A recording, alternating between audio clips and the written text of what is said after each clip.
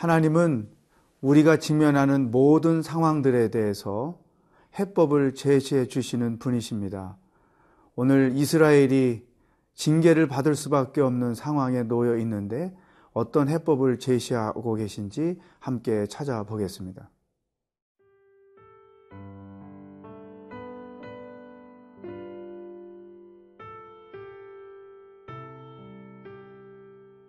요엘 2장 12절에서 17절 말씀입니다.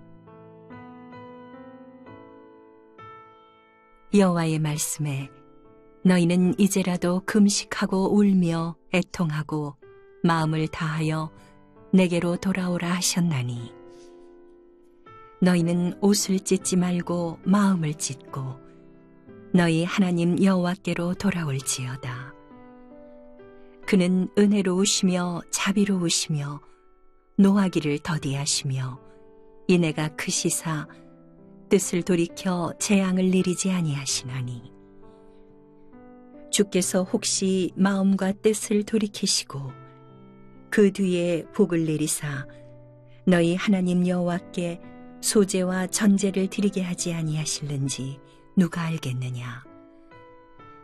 너희는 시온에서 나팔을 불어 거룩한 금식일을 정하고 성회를 소집하라. 백성을 모아 그 모임을 거룩하게 하고 장로들을 모으며 어린이와 젖 먹는 자를 모으며 신랑을 그 방에서 나오게 하며 신부도 그 신방에서 나오게 하고 여호와를 섬기는 제사장들은 낭실과 제단 사이에서 울며 이르기를 여호와여 주의 백성을 불쌍히 여기소서. 주의 기업을 욕되게 하여 나라들로 그들을 관할하지 못하게 하옵소서. 어찌하여 이방인으로 그들의 하나님이 어디 있느냐 말하게 하겠나이까 할지어다. 요엘서 2장 1절로 11절에서는 하나님의 심판, 하나님의 경고가 기록되어 있었습니다. 오늘 12절부터 17절까지의 말씀에서는 어떻게 이스라엘 백성들이 그 죄악에서 벗어날 수 있는지 하나님께서 그 해법을 제시해 주셨습니다. 그 첫 번째 말씀이 12절에 기록되어 있습니다. 여호와의 말씀에 너희는 이제라도 금식하고 울며 애통하고 마음을 다하여 내게로 돌아오라 하셨더니 하나님께서 제시하신 첫 번째 방법은 돌아오라는 것입니다. 회개란 하나님께로 돌아오라는 것이죠. 하나님은 그들에게 그 징계받을 수 없는 죄에서 당신께로 돌아오라고 첫 번째 방법을 제시해 주셨습니다.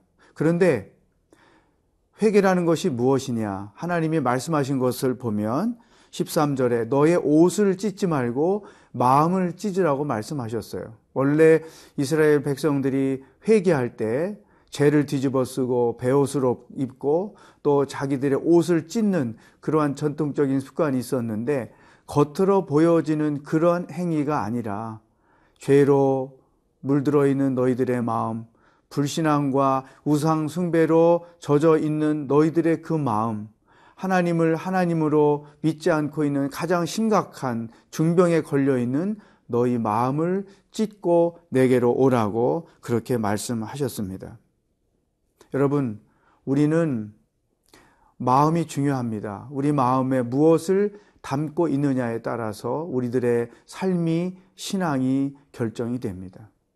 우리의 마음밭이 돌밭이거나 길밭이거나 가시덤불로 채워 있으면 아무리 말씀을 읽고 기도를 하고 예배를 해도 열매가 없는 것입니다. 도리어 죄에 빠지고 불신앙에 빠지고 염려에 빠지고 상황에 억눌리고 그렇게 살아갈 수밖에 없는 것이죠. 특별히 오늘 우리 세상은 크리스찬들도 예외 없이 너무나 마음밭이 굳게 닫혀 있습니다. 그 마음을 찢어야 합니다. 죄로 물들어 있는, 하나님이 아닌 것에 더 큰 관심을 가지고 있는, 하나님으로부터 점점 나를 멀어지게 하고 있는 그것들을 다 찢어내야 합니다. 그래서 우리 마음이 하나님께로 활짝 열려져서 하나님이 말씀하시는 것을 있는 그대로 들을 줄 알아야 하고 하나님의 말씀에 순종할 줄 알아야 하고 우리 마음에 하나님의 기쁨이 회복되고 찬송이 회복되고 그 말씀이 내 마음 가운데 떨어질 때마다 30배, 60배, 100배 열매를 맺는 그러한 마음으로 바뀌어져야 합니다. 누구든지 하나님 앞에 서 있는 자들, 하나님께로 돌아오는 자들은 그 마음이 깨끗하게 씻어져서 하나님을 온전히 경배할 줄 알고 하나님을 예배할 줄 아는 자들이 되어야 한다는 것이죠. 오늘 하나님께서 우리들에게 이 첫 번째 방법을 제시해 주셨습니다. 여러분, 우리들의 마음을 한번 돌아보십시오. 내 마음이 무엇에 의하여 갖춰진 것은 없는지, 내 마음이 하나님이 아닌 그 무엇에게 빼앗겨진 것은 없는지, 혹은 내 마음이 근심과 불안과 염려로 어두워져 있는 영역은 없는지, 정말로 내 마음이 하나님께로 활짝 열려져서 주께서 주시는 그 말씀이 30배, 60배, 100배의 열매를 맺는 그러한 영적 상태에 놓여 있는지 우리 마음을 한번 돌아보시면 좋겠습니다.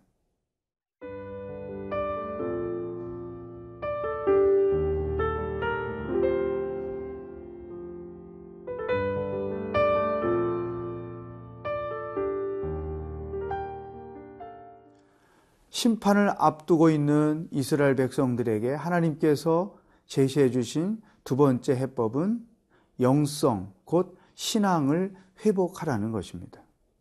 마음이 죄로 굳어져서 불신앙 가운데 사는 그들이 제일 먼저 하나님께로 돌아올 것, 두 번째 잃어버렸던 영성을 회복하라는 것입니다.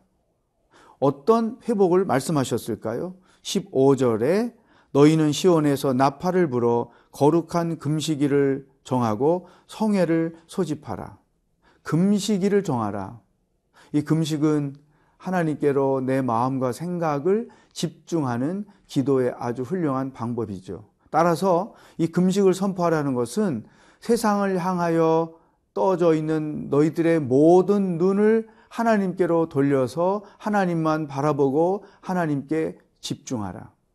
영성 회복의 첫 단계는 우리 마음과 관심이 하나님께로 집중되는 것입니다. 두 번째, 16절에 백성을 모아 그 모임을 거룩하게 하고 성회로 모여서 집단적으로 거룩을 회복하라고 말씀해 주셨어요.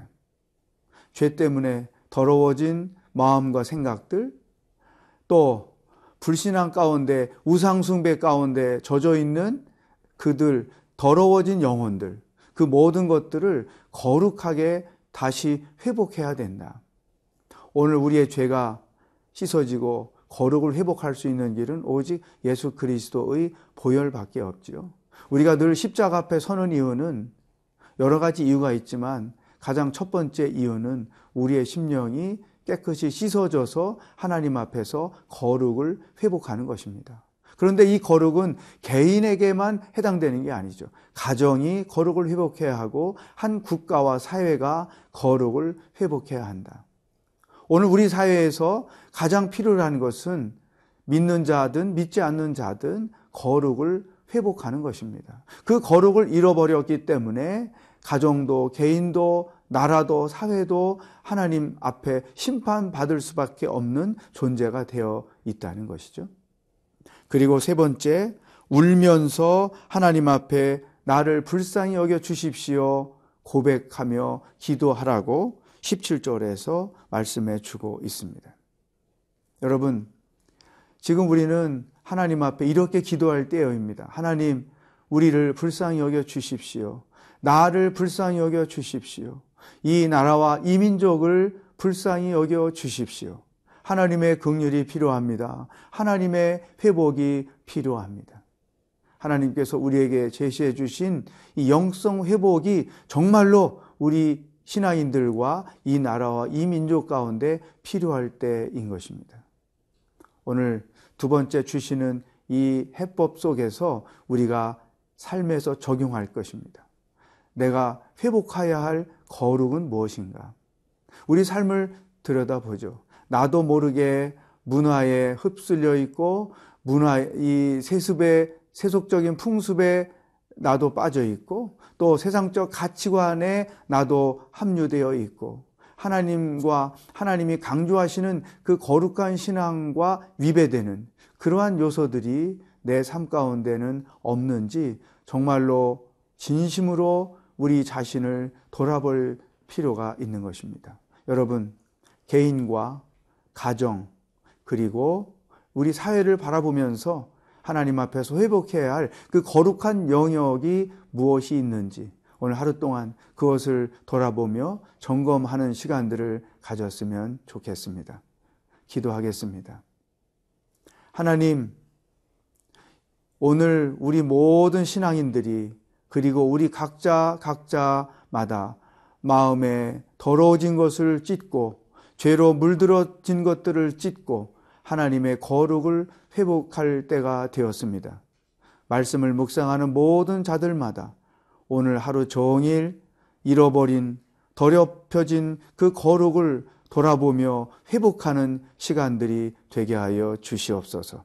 예수님의 이름으로 기도하옵나이다. 아멘.